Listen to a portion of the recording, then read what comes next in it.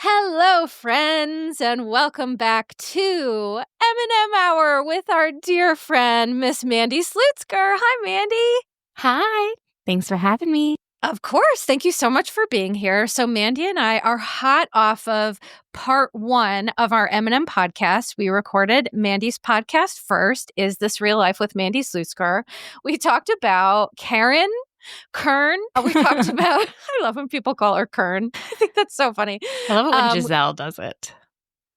Because Giselle and Karen really do have like this sweet love that it's like Giselle feels like I'll bully Karen, but you all can't. Okay, fine. Yeah, it's like sibling like. Exactly. Like I'll punch my sibling, but like you can't talk shit. And it's like, okay, fine, fair enough. And so we covered that. We talked about Summer House. We talked a lot about Summer House.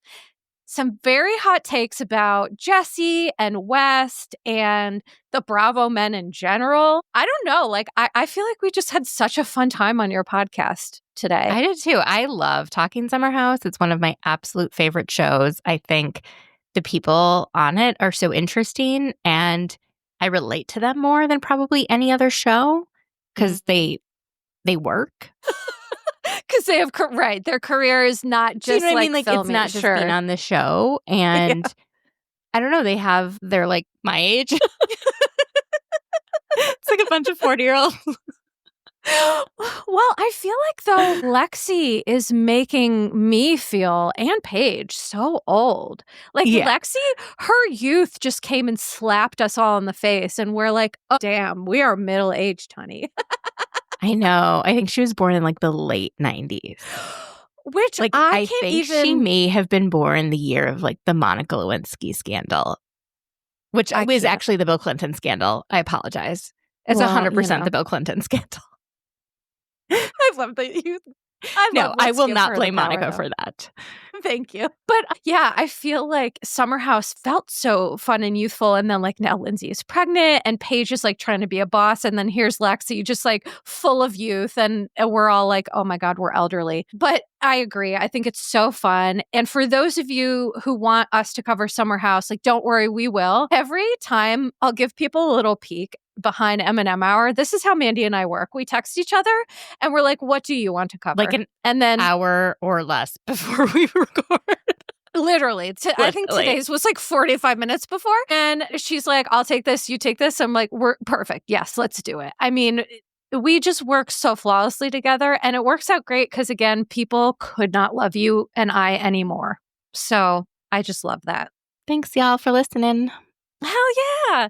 So go check out part 1. And so today what we're going to talk about Real Housewives of Beverly Hills. And we're also going to talk about Southern Charm, which I feel like Southern Charm has been 17 episodes in the Bahamas. I'm like, I didn't realize this would be half the season. I'm also laughing so much about the Bahamas because I went to the Bahamas, not this past December, but the December before with my best friend. And her and I stayed at like a kind of a janky resort next to the Atlantis, which is like a beautiful resort. And we just felt like we called it the Gray Lotus because it was just like... It was just like a little bit like low class. Like it was so funny. And looking at them and like the experience they had was just so different. Yeah, rich people do experience vacays very different from the rest of us poor people. And I had like a rich vacation last November where we went to Aruba and we stayed at the Ritz-Carlton. And now I'm like, can I stay at any other hotel? That was the best experience of my life. And fun fact, if you go and book via Costco, which my friend did, we got like $1,100 off. Stop that right now, Mandy. I'm not kidding. I stayed 4 nights, 5 days at the Ritz-Carlton. We shared a room between 3 people, but it was like a huge room for like $1,100 or like $1,200. A hot tip from your girl. Unfortunately in PA, well, not that where I live, we don't have Costco's. We have Sam's Club, but I'm sure you could book it online, number 1. But number 2, I've actually been to Aruba and it is fantastic. If you're not afraid of iguanas, if you are afraid of lizards and iguanas, do not go because they're like pets there. They're just, huge. They're humongous. We named this one Albert and it was so big and it ate my friend's falafel that she dropped Yes, mine ate my food too. That's and how I like found walked out. on our feet and stuff. It was Yes. so big. I loved it. They're like puppies that they crawl on. And here's the thing, I love a lizard. I'm one of those, I don't know why. I feel like I grew up with friends who had pets like lizards and I was iguanas one and of those friends. chameleons. Okay, well, you and I were meant to be best friends Like, because I love a weird pet. I had like fire belly toads and I fed crickets and like Yes. every like unusual pet I've had, I've like kept alive like too long, you know? Like, you're like, Well- why are they still alive kind of a situation? You know, like I got hermit crabs on the shore when I was like 22 or something or less, maybe 21. They're still alive. And they were alive for like so long. So Well, long, like 4 years. They I were think that's because Fidel and Raul, the people's crabs. I'm such a dork. you're a dork and I love every freaking second of it. But your pets live a long time because you care for them better than you care for yourself. For those of you who Yes. didn't hear our last podcast, Mandy literally feeds, by the way, for those who don't know, Mandy has a dog named Stassi. She's a little white bitch. Who is a little white bitch, and she feeds her literal duck breast for literally every meal. I'm not joking. Not every meal, but every dinner. Okay, I'm sorry. So every day. we use- every day. Every day she gets it. And in the morning, she has duck jerky from Whole Foods. She eats better than I do. She eats like, it's like a duck treat. It's called Whole Paws, and they have them at Whole Foods because she is on a duck protein only diet per her special internal medicine vet.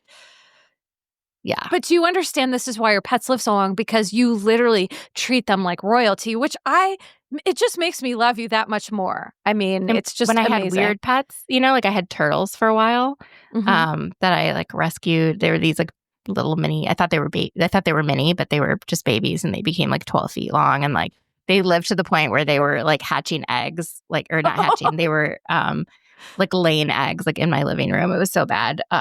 I had roommates at the time. It was like, I was in my 20s. Like, you shouldn't have that kind of a situation. You had a hatchery. No. So do you know that turtles lay eggs even if they're not fertilized? Like, kind of like how we get periods even when we're not fertilized. I didn't know that. I didn't know that. And like, they were maybe, it was like 4 years in or 5 years in, and they started behaving really weird. And I had a friend who was a herpetologist and was like, hey, can your like friend who works with like reptiles come over and like figure out why they're behaving weird? And I was like, oh, I think they need to lay eggs. And I'm like, well, how does that happen? I did all this research. I went to Home Depot. I got a Rubbermaid like bin filled with like sand and dirt. And I took a day off work and like let them lay their eggs in this Rubbermaid thing in the middle of my living room in Washington, D.C. My roommates we're all still friends. We're all still like very close friends. But I cannot believe that they allowed me to do this. Nor can I. And I would go out of town so much because I worked internationally a lot. So I would go for like 2 weeks and I would just like put fish in the tank and that's how they would eat. And then like there would be an algae explosion that would happen and I would have to like clean it up. I never even like intended to get turtles. I was just doing HIV outreach in a Ward 8 in Washington, D.C. And I was handing out condoms and lube to people and like talking about HIV testing. And there was like a guy selling turtles. And I thought that they were going to die. So I got to. Every time we podcast, I learn, I'm not joking, something fabulously wild about you. Weird. Yeah. Weird, but like that just makes you so lovable. Wait, let me show you. I had a tank that was like a 75-gallon tank, and then I used my tax rebate from 2014 to build, or no, maybe it was earlier, maybe like 2012 or whatever, to build a turtle condo out of plexiglass. So it was a topper for the tank. So they had like an apartment. So like the whole bottom was all water that they could swim, and the whole top was where they could like lay and bathe in the fake sun. That is wild. That is wild. Well, while she's finding that, one thing that we found out also is that Mandy lived in Bangladesh. That tank, for anyone watching the video, that is gigantic. I mean, that is like, I could live in there. That's crazy. It was huge. That's wild. Huge. Check the video all. Go to my Patreon, check out the video. You will see that giant turtle tank. Yeah. So we found out you lived in Bangladesh and you got cholera. And we just riffed on that for about 20 minutes, which, we don't have time to riff on that today because we have to make sure to wrap up so that Stassi can get her walk and then her duck and, just be the little princess she needs to be. Yeah, she hasn't had a long walk in a while because I've been very sick. And so I haven't been able to do like a full like 1.5 or 2 mile walk. And, she's getting a little like chunky. So we gotta, both her and I are deconditioned and we need to get back to our regular walking schedule. And for those of you like wondering, Mandy literally had COVID and then the flu, like for real, back to back. So the fact that and there was a little overlap in between. Yeah. You were testing positive for both for a couple days, correct? Yeah, when I went to urgent care because I thought I was dying, that was when I got the flu, but they said I was PCR positive they're like, in addition to having COVID, you now have flu A. And I was like, I texted her. I was like, are you okay? What can I send you? And I would have sent you a turtle. Had we talked about this, I would have been like... No, they live like 35 years. Okay, never mind. Fine. Mine have been transitioned to living outdoors, which I had the herpetologist help with. The month of May is the best time to transition them to an outdoor life, and they now live in someone's backyard that I used to work with. That is so sweet. We do have turtles. We have a lot of wildlife here in Northeast PA, and we do get a lot of turtles here. And one time I was helping, it was like crossing the road. And of course, I was like so nervous because people drive so fast. Yeah. And so I picked it up to carry it across, and it peed on me, and then I dropped it. But I'm sure it was fine. It was fine. I made sure because like if I had dropped it and then it was like I would have taken it to an animal hospital because you can't help an animal and then like hurt it worse. So and it was in the grass. Like it was just like a very short distance. They're totally fine. Yeah. Yeah. But still I was like, holy shit. Yeah. I'm trying to save you. And I just reacted to startled. the pee. Yeah, well, of course. And I was like, I'm so sorry. I know I startled you and I'm just trying to save you. And now I dropped you. But anyway. If someone picked me up unexpectedly, I probably would pee too. Oh, for sure. Although I'm like, yeah, that is a great defense a pretty mechanism. Reasonable response. If anyone ever tries to steal me, I'm just going to pee. I'm going to go boneless and I'm just going to pee on them. Yeah, turtles know what's up, man. So anyway, we're so glad that you're feeling better because you were really in the weeds for a couple days. It was rough. Yeah. All right, so let us start by talking Real Housewives of Beverly Hills. Real Housewives of Beverly Hills for me this week was a wild, I post about things every week. And for some reason, like Mandy, you can attest to the fact that you and I have talked about, like I've talked for weeks about how I feel like Dorit weaponizes addiction and how she's like projecting and all this other stuff. Well, fun fact, this episode of Real Housewives of Beverly Hills, I was like, well, I'm tired. I'm exhausted. I don't need to be redundant about Dorit like being wild for continually calling Sutton an alcoholic. And I went on about Sutton's like her entitlement, which like I just hate. And people roasted me, dude. They roasted your bish so hard. And I was like, why are people conflating? Like, why would people think that I would support Dorit, like her rude behavior and just be like, call out Sutton? It was the weirdest experience. Social media is a wild ride, as you know. Yeah, like people often disagree with what I think, but that's fine. That's why we watch these shows and like hear all different people's perspectives. I think that both Dorit and Sutton had some poor behavior. I think that Sutton went into that party looking for a fight. She was in a bad mood. I get that she had to wait around for 40 minutes and that is incredibly rude of Dorit. But to be fair, there was a party set up out in the backyard and there were people there and she could have gone and had a fucking hot dog and like not complain. Exactly. And that's kind of what I would have done. I would have been like, all right, or text my friend or call them and be like, hey, I'm here. Or go upstairs. She's not new to Dorit's house. The thing with Sutton that really bugs me is that Dorit and Sutton both bother me, right? But Sutton bothers me because she does what I love to call look for tits on an ant. She really does that, right? Like she loves when someone does something slightly wrong, and then she can just like lay in her victimhood.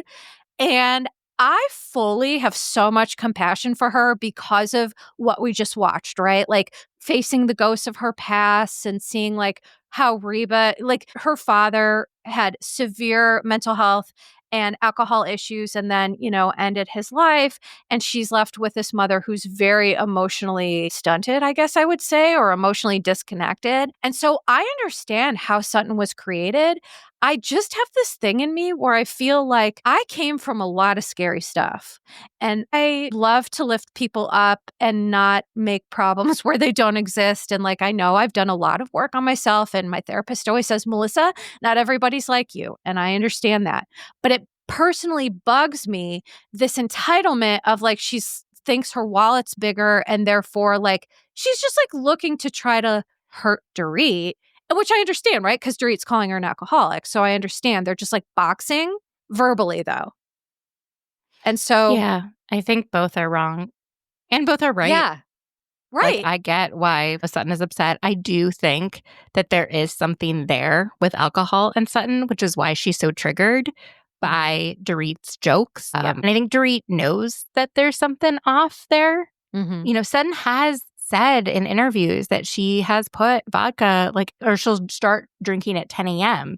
with there's certain drinks that you drink early and then middle of the day and then later, and you just keep it going. And I mean, some days, when you're day drinking or at a derby or, something like that. But I don't know. I think that Sutton has a situation, I think she's very uncomfortable about talking about alcohol, because of what happened with her dad and how he relied on alcohol and all of that. And she's like, well, I'm not like that. I haven't done that. That doesn't mean that you don't have a little bit of an issue. I'm not calling her an alcoholic or anything like that. It's just, I think she might drink to excess in a really unhealthy and unhelpful ways. And I think everyone knows that on the show. And Dorit's the only one with balls enough to say it.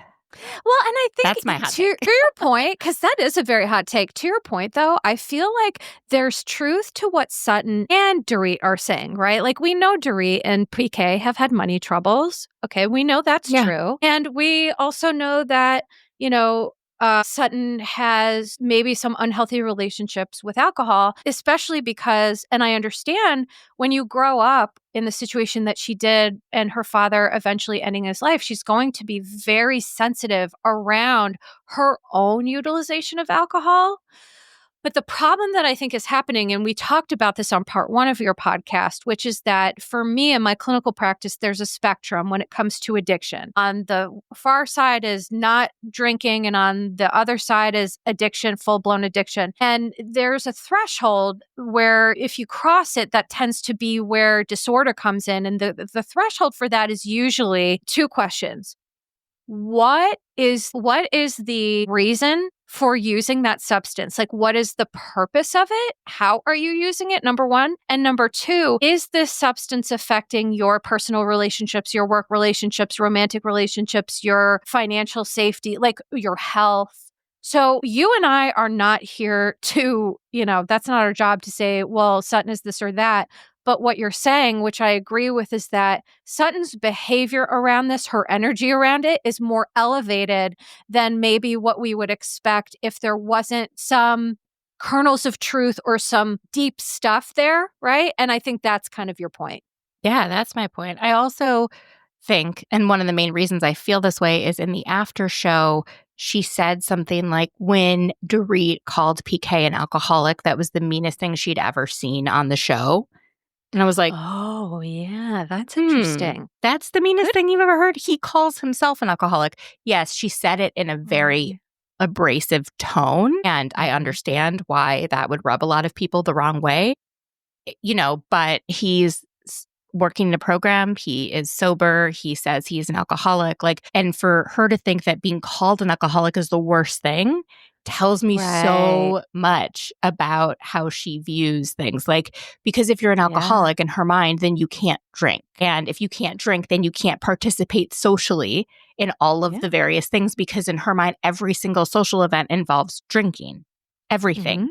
It's we have drinks at, early in the day with doing this thing. And then we have like mint juleps in the afternoon. And then you know what I mean? Like there's certain types of drinks that you have all the time with family, with friends. For her, it's like then she won't be able to participate socially or something. That's what I kind of hear. It's like the idea of not drinking and not being allowed to drink is like the worst possible thing that could ever happen. That's how she treats it. And that is weird to me. Yeah. Well, and it should be weird because, well, here's the thing. So society, part of this, like you're saying, there's cultural pieces, right? Where in the South, right, you during horse races, you have mint juleps. During the day, you have this. During the night, you have this, right? And so I understand Southern culture is very ingrained with alcohol. But one thing society loves to do is to take this substance, which, by the way, is, there are many studies that talk about how alcohol is a carcinogen. And, it really does nothing good for our bodies. It causes inflammation. There's nothing positive that alcohol does. However, our society has really kind of put it in everyone's heads like this is an acceptable substance, but anything else makes you an addict. Yeah. Anything else, right? It makes you have a problem. And I think, to your point, someone like Sutton and Shep, which we're going to talk about Southern Charm in a minute, I think they are people who are really entrenched in this culture and they don't have any other coping mechanisms. So to think about taking that away without having something underneath it feels really scary.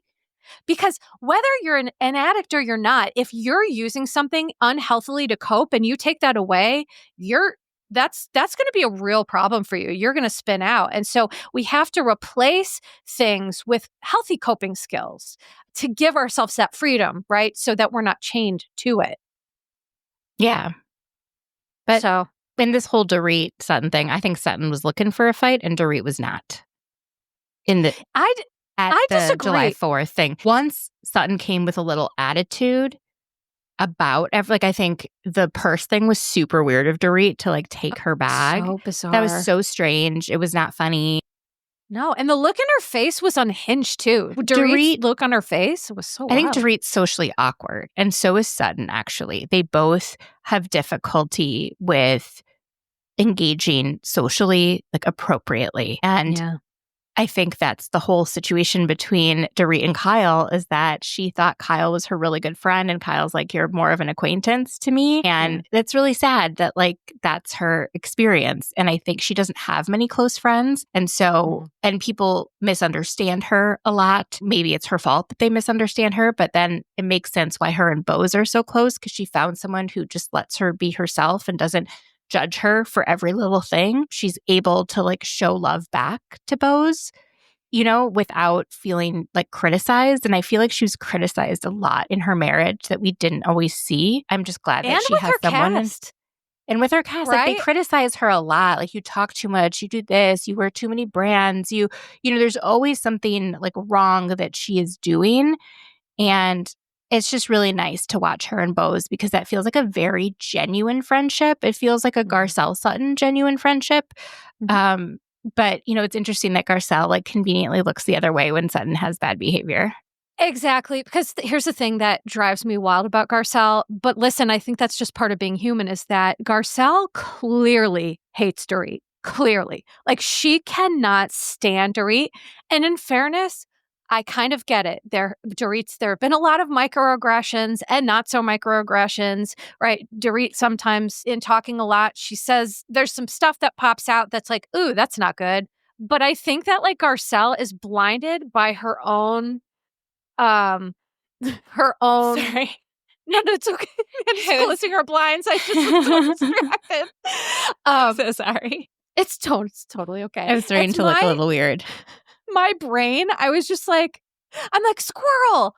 It takes so little for me now to be completely distracted. I just saw a UPS truck drive by and I'm oh, anyway, okay. Maybe I'll edit this out. No, I'm just kidding. Sutton, I feel like you're saying, Garcelle really will stand Sutton even in ways that she's wrong. But I feel the reason why I feel Garcelle is doing this is because she and Kyle were the only people privy to that very vulnerable time when she was, at back at her house in Georgia. I think that Garcelle already likes Sutton. And so seeing that she has more of a perspective that in fairness, the other women don't have because they didn't get to see that, right? They didn't get to view it because they're in the show. So viewers saw it, they didn't see it. And I do think that leads to a little bit of issues, but for sure, Garcelle loves to drag Dorit. Loves. It's her favorite thing to do. I think that they're going to be in a better place soon. I hope so, because I could be here's the wrong, thing. but I think I love Garcelle. I do enjoy Dorit. Like, here's what I like this season about Dorit is she is just like leaving the facade behind and she is just like speaking in real talk. And I can get behind any I can get housewife behind that. Mm-hmm. who is speaking in real talk. Yep. And she's just had it. She's had it of being controlled and like by PK and judged by him. And then the ladies controlling her. And I think to your point, the reason why her and Boz, my opinion, have such a strong relationship is because Boz doesn't roast her about talking a lot. She's like, yeah, you talk a lot, but I like to listen. So this is a match made in heaven. And that's it. Because ultimately, at the end of the day, no one wants to feel bad about who they are. You know, I talk a lot.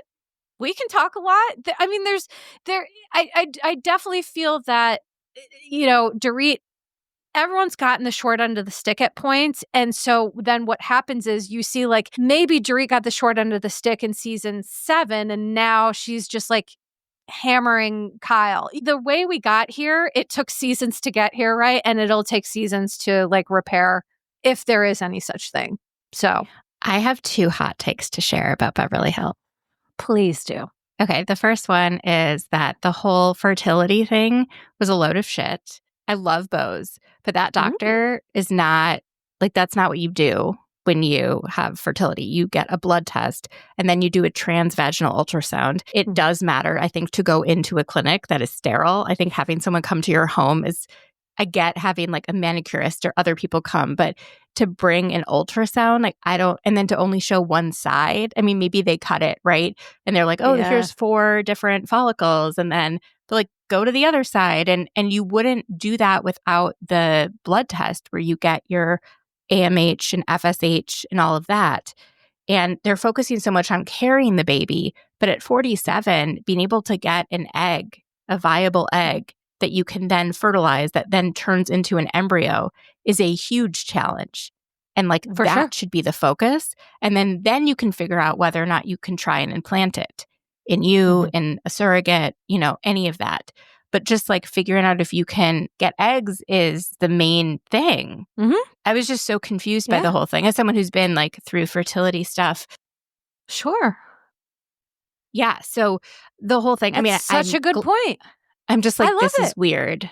It's weird. Well, I don't blame Bose for it. It's just that doctor, like when you actually go, like when Lindsay Summer House froze her eggs, like that doctor, the way that doctor explained things was like very accurate. He's like, your AMH is this, that's above whatever. That means that you're like producing, like you have a lot more eggs than someone else at your age, you know, like things like that. You know, and it sounds like Bose is maybe someone who has like higher fertility than another 47-year-old. But the main issue is being able, like carrying a baby is like second. Like you have to figure out if you have eggs. Well, especially after, you know, with her history, right, that she shared too of miscarriage and things like that. And so here's what I want to ask you. So do you think the storyline is like purposely false, or you're just pointing out the weirdness of the whole scene, which I agree it was weird? I'm just mainly pointing out the weirdness of the whole scene, but I also think it's weird that they're talking about having a family and not having said I love you, and that they're not talking about all of the different options to have a family at that age. Like why would she have to carry? Like that is maybe culturally that's a thing, and that, you know, I know that there's a lot of feelings about surrogacy in a lot of different communities where people are very against it, but she doesn't have to carry it. Right.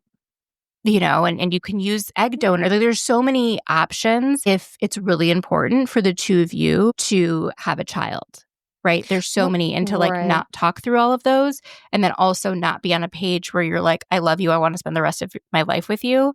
Like, how could you be exploring stuff like this, undergoing surgery to remove fibroids, if you're not like fully committed for the rest of your life? And I think they both new, but they're like, things are in like a little bit of a different order. Well, right. Because I think that for me, the biggest red flag of all of this is you're exactly right. It's like Kristen and Luke having a baby without, and listen, maybe they've decided this now that she is pregnant, but it's like wanting to have a child before you've made very big life decisions, like where you're going to reside. Are you going to be monogamous? Is it just a co-parent situation, right? There certainly are conversations that have to be had to have a really successful, like you can raise a child and have it be a disastrous mess, right? Yeah. Lots of people choose to do that, but to do it well and to do it where everyone is, being treated fairly, ethically, lovingly, all of that, I do find it odd it's like putting the cart before the horse, so to speak, number one. And number two, I didn't know if it was just me being completely irate about like the healthcare that rich people can get. Cause it was so mad. I was like, I can't even get a doctor to look at me when I've like have the disease diagnosed. I have a referral and I go to the hospital. It's like, how? I don't understand how There's healthcare for some people is so different. There's a lot of concierge doctors in LA. Oh my God. And What does I that don't even know how mean? well regulated that is, truly. Like, I mean, you can make sure they're board certified, which is really important. But like, she wasn't like, maybe they cut it short, but getting a blood test is like step one. And then you do an ultrasound. Well, and then you figure out whether or not you can do egg retrievals.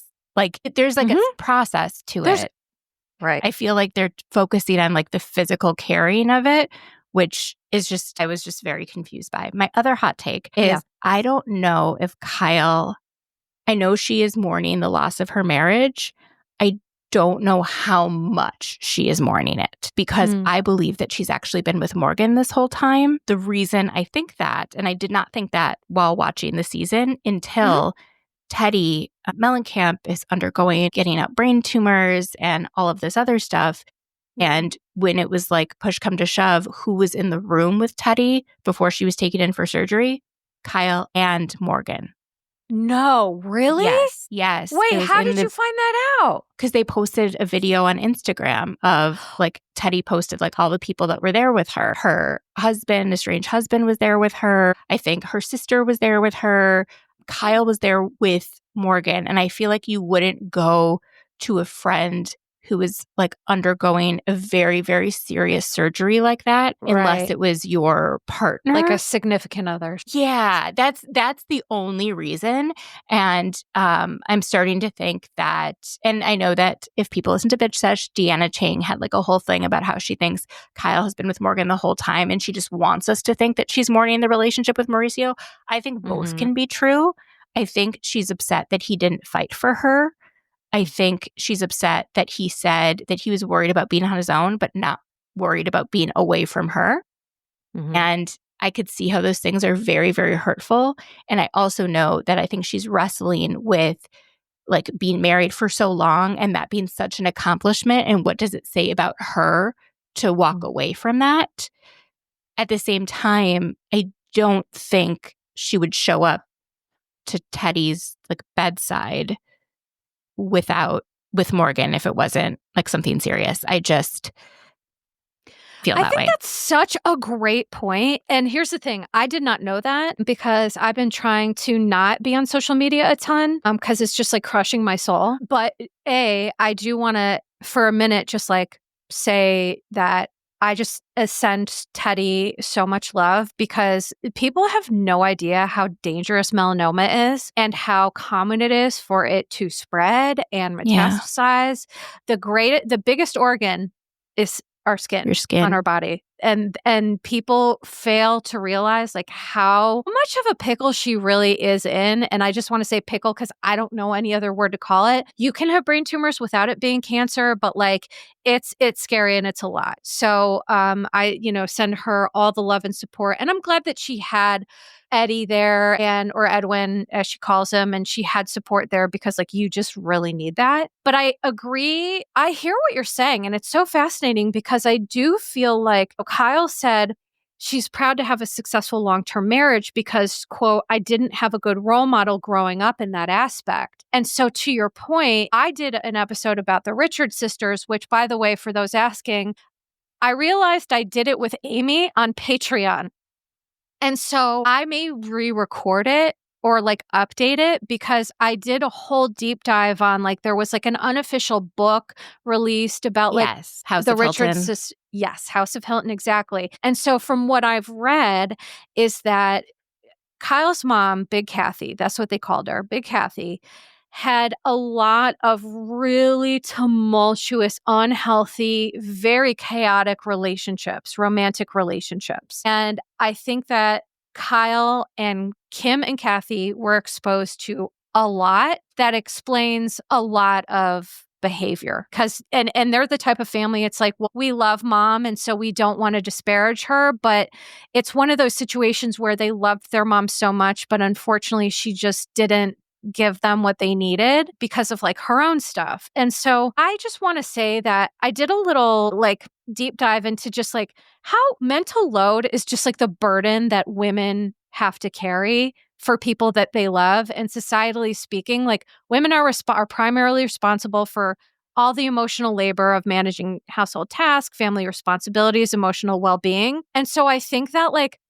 Kyle grew up in a way of like, you get married to a man and there's no other consideration there, right? You get married to a man, you raise your children, you be devoted to that man. A man and a marriage is the greatest accomplishment you can ever have. And I think that as Kyle has grown, she's like, oh, wait, just like Paige changed her mind, so has I think Kyle. That made no grammatical sense, but you understand what I'm saying. I think she's starting to realize that sexual fluidity, it is a spectrum. I don't care what people say. I don't care how close-minded people are. There is a fluid spectrum in terms of sexual identity, sexual orientation. It's not black and white. It just isn't. And so I don't think Kyle had any awareness until Morgan that something was brewing. Or maybe she did. I don't know. Maybe that's naive of me to say that she didn't. Who knows? But I do agree that we're missing something in terms of her foot's in two worlds. I think she has one foot in.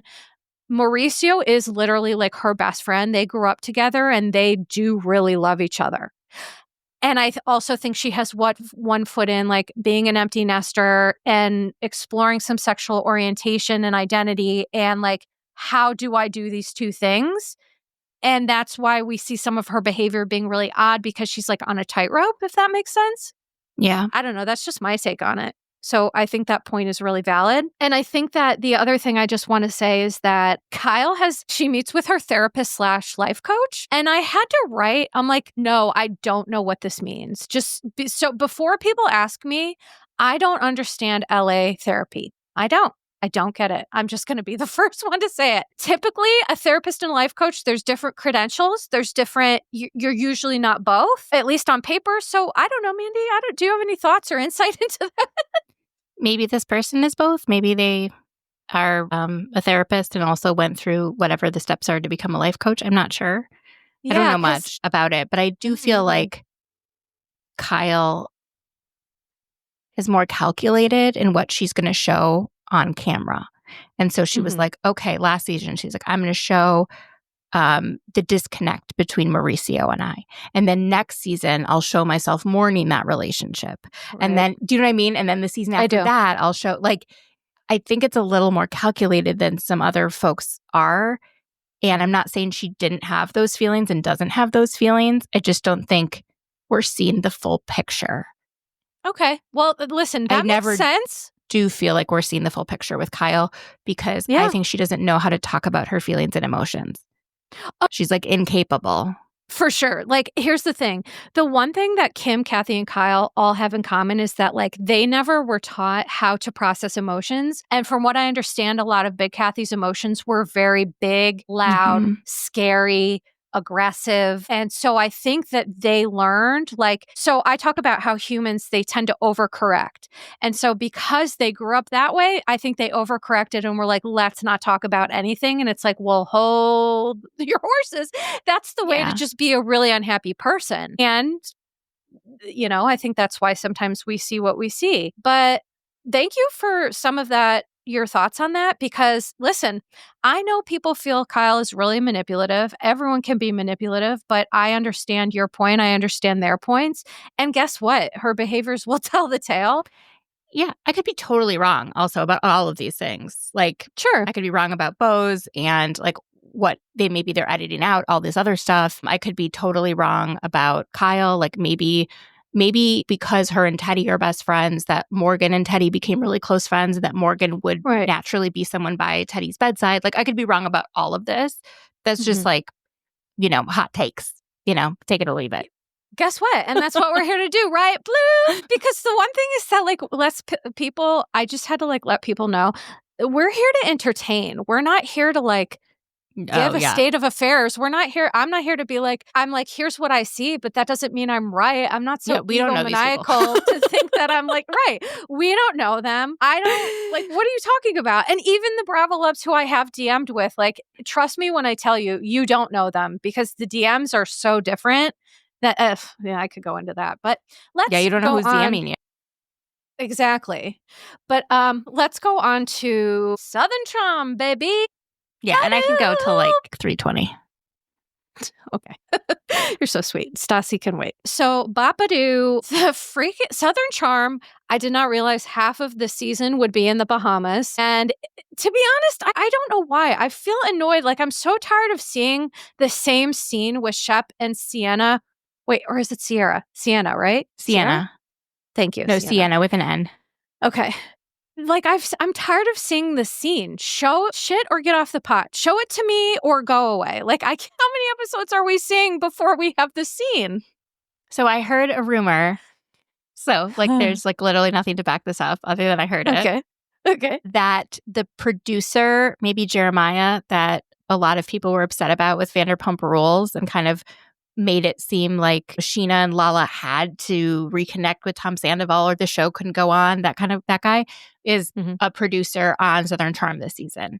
And I don't know if that's true at all, but it would make sense why things feel a little bit disjointed and why, I don't know, everything's just like when Craig was like, we have to talk about this now. Okay. I don't know. It just, there's a lot of weird stuff. Also, I don't know if you saw this. I was very glad I went on Instagram this morning, so I saw it. But Venita says that this scene with her and JT at her house where she made him Branzino took place after the Bahamas trip. And after that was when he quit the show and didn't talk to her at all. And he didn't talk to anyone on the cast. And I think it's weird that they made it seem like she already knew he had a girlfriend when she clearly like did not know that in the Bahamas. Correct. Not clear to us, but like clear to her. And I feel like maybe that's something that they decided to do to like lure him back in because he's not on the after show. He quit the show. And then all of a sudden he started filming confessionals again, and I'm hoping he goes to the reunion. Ugh. Why though? JT, here's the thing. No, I hope he goes to the reunion because he didn't call Patricia a bitch, and people need to confront Craig and how Craig was like so certain that he heard that and all of that, and just how sometimes Craig, I'm not saying that he's lying on purpose, but he embellishes things, and there's no other way to like prove that other than... Well, of course. I mean, we've seen him on TV for decades that it's like he clearly has trouble with the full truth. But going back to what you said about Venita, because I will not stand for anyone coming for my sweet Venita. I adore her. And she went off on Instagram about like, and social media, just like, I will not have people call me a homewrecker because the internet loves to internet, right? They love to just be like trolls. And so Venita is no homewrecker. She cleared that up. And by the way, so it does make sense given what you've heard about like a producer, because to me, that feels very pointed. Why do that, right? Why do that scene specifically before and make Venita look some kind of way? Why do that? I think to lure JT into filming again or into being part of the show again, because I can't think of any other way. It didn't necessarily like make sense. to have it at a different time unless I don't know. I don't understand how production works or how storytelling works or editing or any of that. But, they did her dirty because they made her look like someone who was throwing herself at a man that was taken. I'm upset on her behalf. I'm upset on her behalf too, because don't make my girl look like some scandalous person. Venita He's is the just one, because so sweet. He loves to call out liars, but he also lied. So absolutely, and the person who's actually not lying is, which how is that possible? The whole season, I don't think he's lied. He's sharing his feelings about things, but he's not lying about any facts. Well, he came up in my DMs and roasted me for something that I said that it wasn't actually what I said, but it was something his buddy Craig said. So Austin is on my list, and I will not be standing up for him anymore.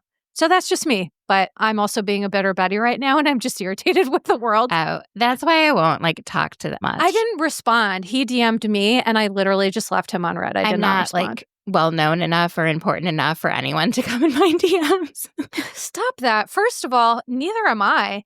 The fact that any of these people know who I am is horrifying and shocking. And you routinely post your opinions. Yeah. So I could see that someone would want to say yes, you're so right, or no, you're so wrong. I never get the yes, you're so right. I think you got one from Kyle Richards. Oh, didn't you? Yes, you're right. Oh, yes, I did. 100% agreed with you that the reason that she was such a mess last season was because she lost her best friend to suicide, and that was not being talked about as much the last couple of years. There was then they finally did talk about it, but everyone was kind of why is she behaving this way, and why is she sober and exercising all the time? And I'm she's been traumatized. Yeah, right. Yeah. And she's been through trauma.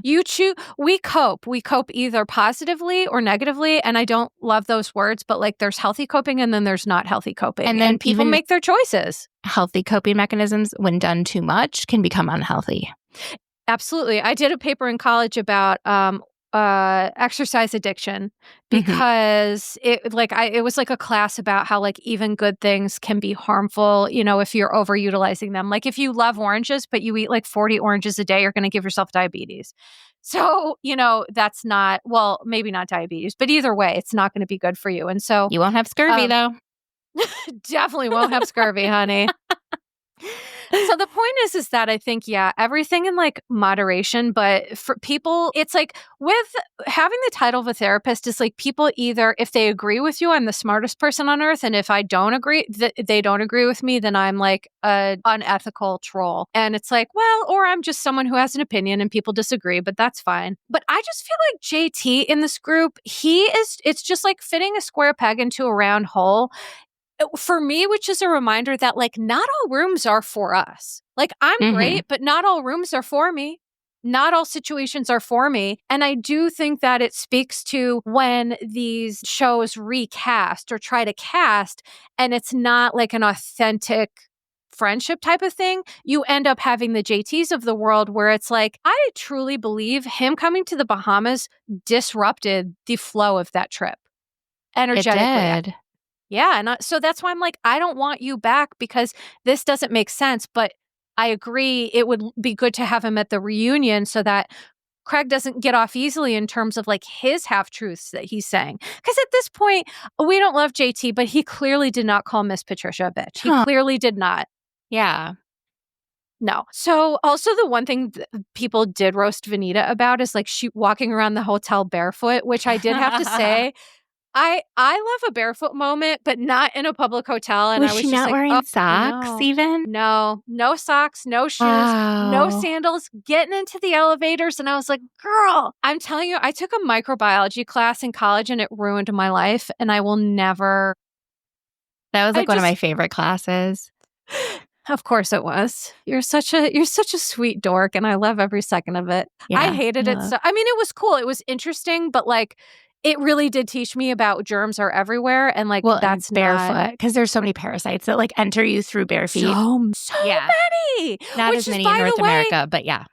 Remember the trip where Uba was talking about she didn't want Sai to go in because she had a cut on her foot? Yeah.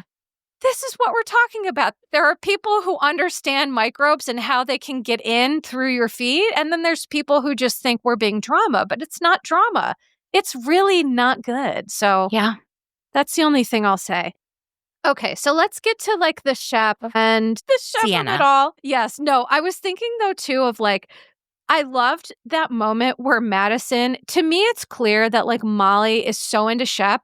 And it's like there's this perfect person, literally perfect for him in front of him, which I want to say it was not lost on me how, when they showed, maybe it was this episode or another one, but it was like they showed this side by side of like Taylor and Shep. They both get up early. They both like to, do these things. And then it kind of shows you how they really were kind of a perfect couple, but Shep really did screw that up. And now he's here trying to convince someone who barely even notices him that like she loves him.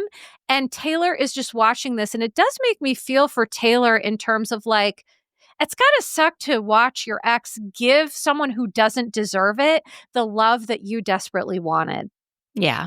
No, I'm sure it's hurtful, but she also doesn't seem to be fully over Shep because it's bothering her so much. So much. Like, so much.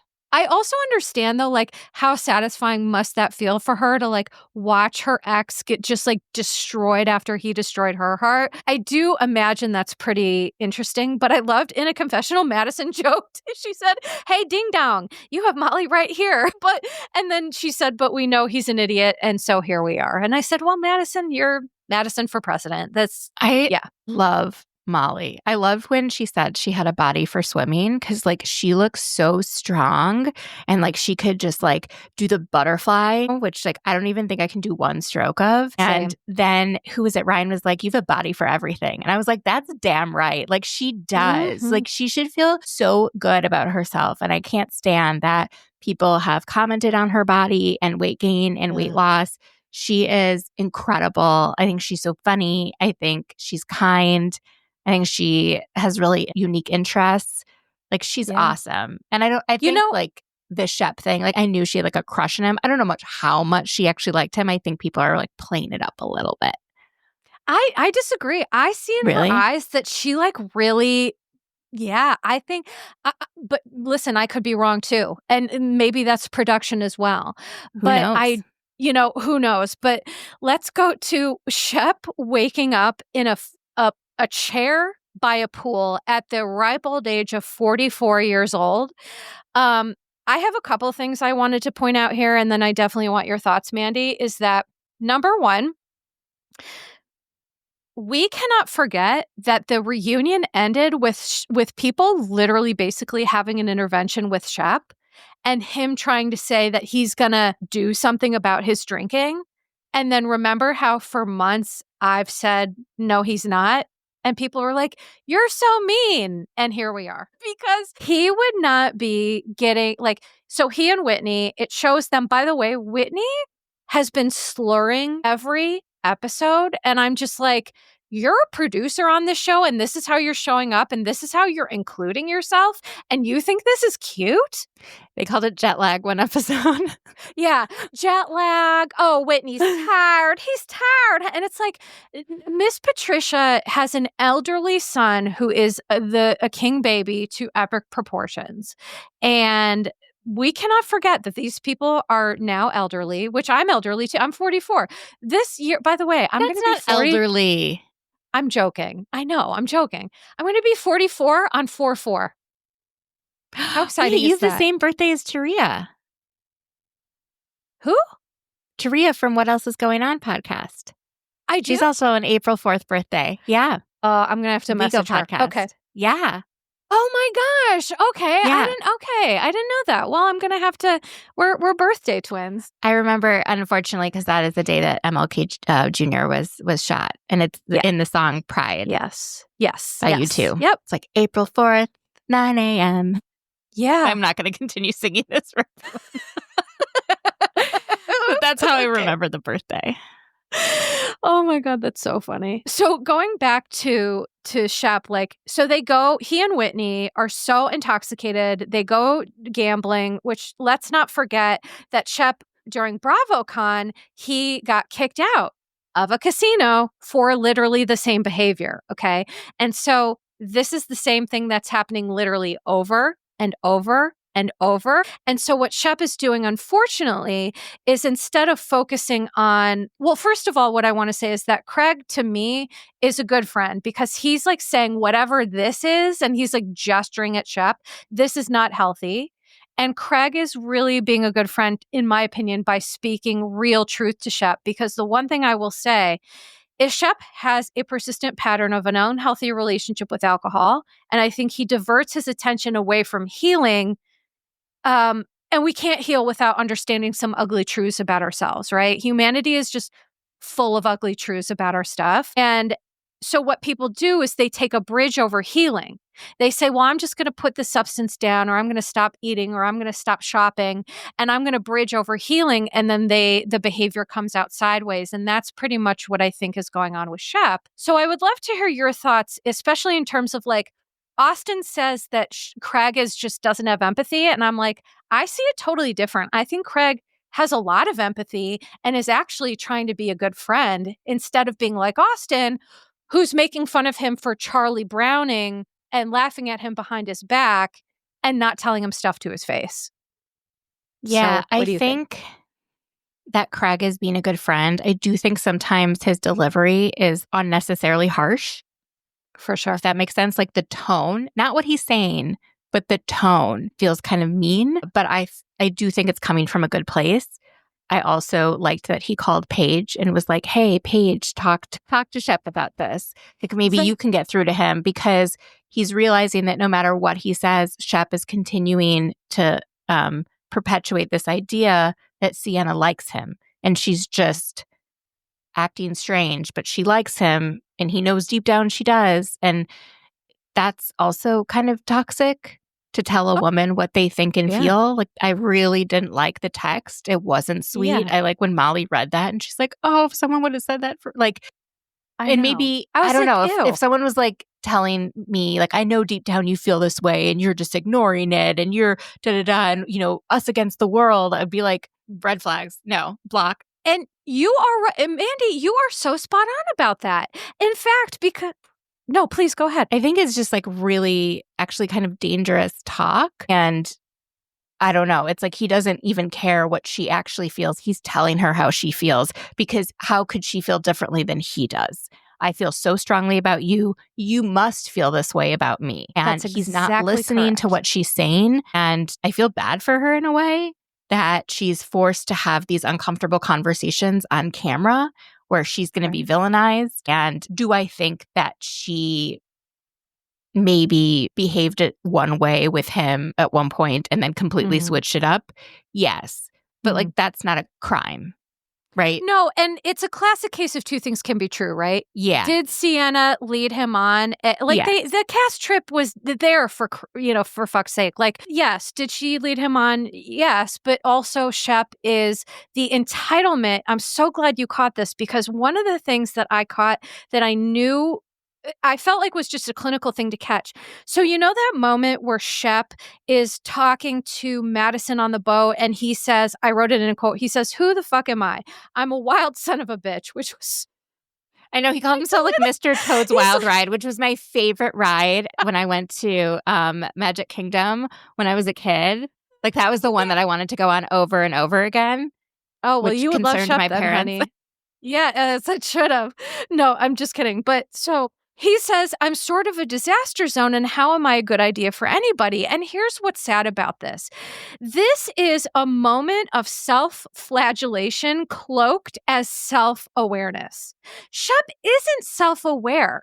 If he were self-aware, this is a pity party. This is a pity party saying, I've tried to tell this woman that she feels the same way. Ignore all the signs. It's all the same behavior, but it looks like deserving of empathy. But I would argue, to your point, that it really doesn't, because it's inherently narcissistic and egomaniacal to try to tell someone who's clearly not into you, like, "Oh no, you love me because I love you, and that's how I know, because I must be loved back." Yeah. It's ego. It's a lot of shit. I like the way that Madison treated him kindly and said, like, you do deserve love, because everyone does deserve love. Of course. You know, I just wish he would take in all of the signs. And I hope watching the season back, he's reflective of. He won't be, but that's a nice thought. He won't be. That's a lovely thought, though.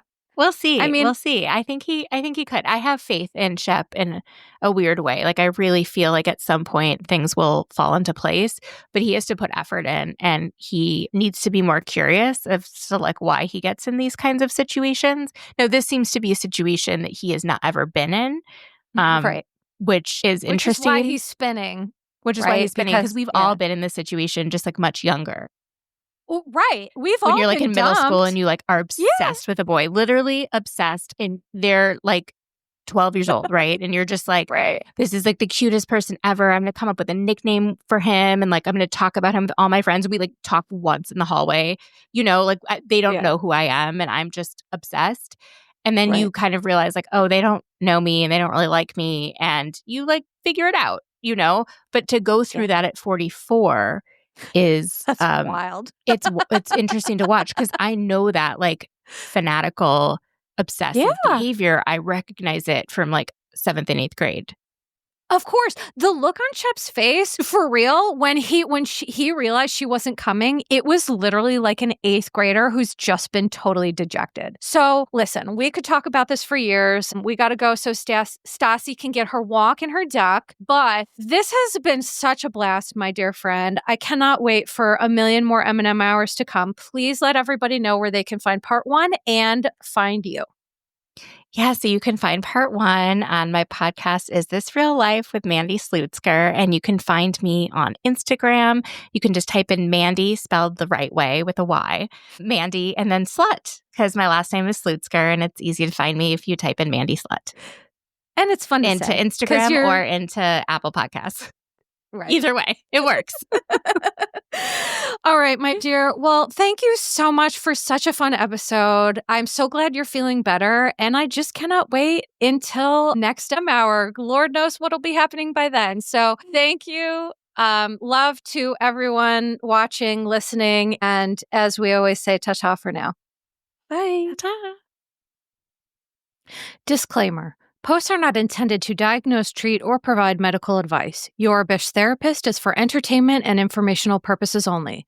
The podcast, my opinions, and posts are my own and not associated with past or present employers, any organizations, Bravo TV, Greyheart Productions, or any other television network.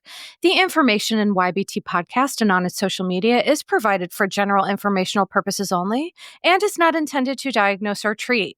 Please do not act or refrain from acting based on anything you read, see, hear on YBT podcast or associated social media. Communicating with YBT via email and or social media does not form a therapeutic alliance. Melissa, operator of YBT, is unable to provide any therapeutic advice, treatment, or feedback.